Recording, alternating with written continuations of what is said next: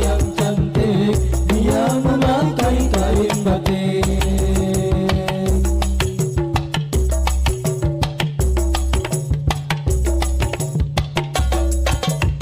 Semoga tidaklah salah dia belum bertunangan.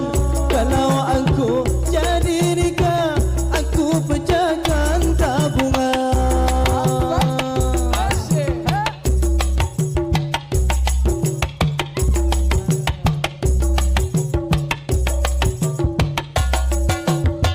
Tabungan yang aku simpan, uangnya sudah lumayan.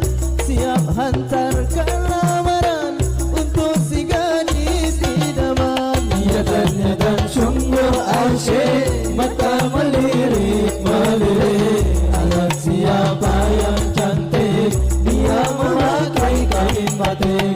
Niatannya dan asyiknya, mata melirik, melirik. Anak siapa yang cantik, dia memakai kain batik.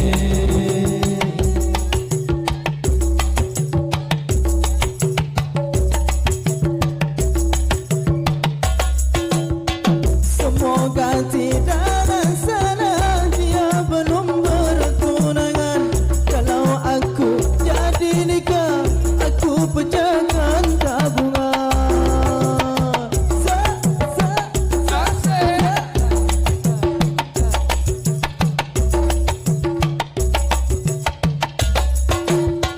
Tabungan yang aku simpan, uangnya sudah lumayan.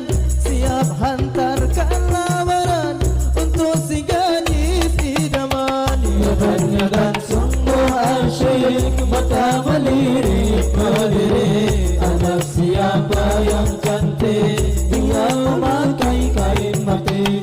Niatannya dan asyiknya, mata melirik, melirik. Anak siapa